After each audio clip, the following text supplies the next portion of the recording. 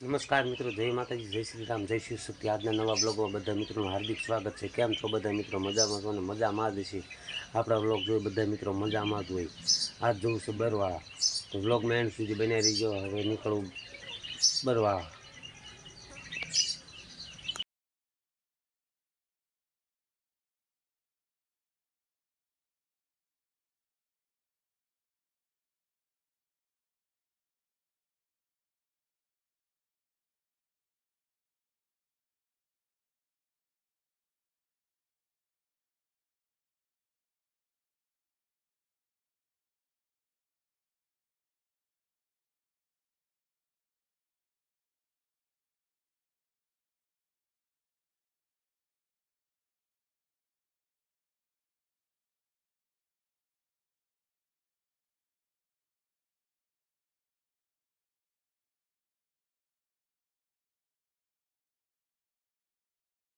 Finally મિત્રો આપણે બરવાળા પહોંચી ગયા। પણ બરવાળા આપણે કામ થશે નહીં એટલે જવાનું બોટાદ, કન્ટિન્યુ બ્લોગમાં બનાવી રહીજો।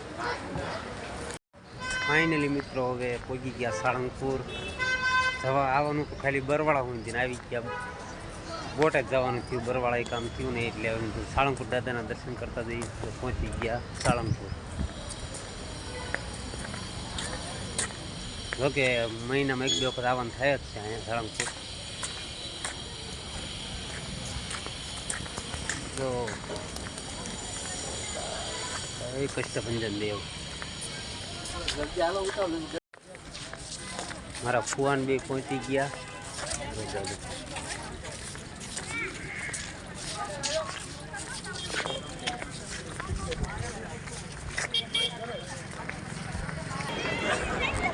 બહારથી મિત્રો દર્શન કરી લેજો, કારણ કે અંદર મોબાઈલ એલાઉડ નથી એટલે બહારથી દર્શન કરી લેજો।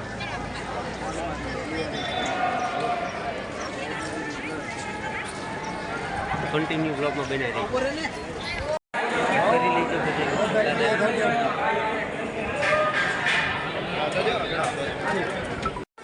ફાઇનલી મિત્રો દાદાના દર્શન કરી લીધા। મોબાઈલ એલાઉડ નહોતો તો અંદર લાઈન વિડીયો શૂટિંગ ઉતારી લીધું, રહી છે હરિયર કરવા। તો કન્ટિન્યુ બ્લોગમાં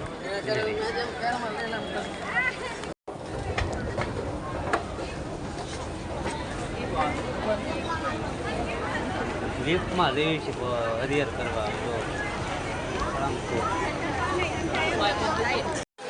ફાઇનલી મિત્રો હવે હરિયર કરી લીધું, નીકળવું છે બોટાદ। કન્ટિન્યુ બ્લોગમાં બની રહીજો। ચાલો નીકળીએ સાળંગપુરથી બોટાદ। તો મિત્રો દાદાની મૂર્તિ જોરદાર લોકેશન, શ્રી કષ્ટભંજન દેવ।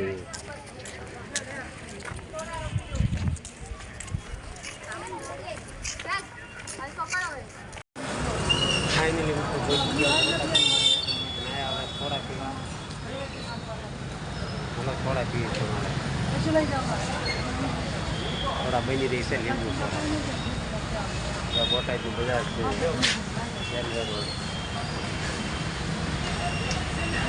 મૂકો અહીંયા કોલ કન્ટિન્યુ લોકો બની રહી।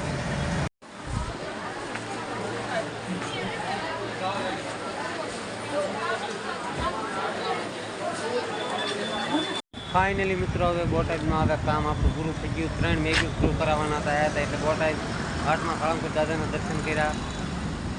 કન્ટિન્યુ બ્લોગમાં બની રહીજો। હવે નીકળવી છે બોટાદ।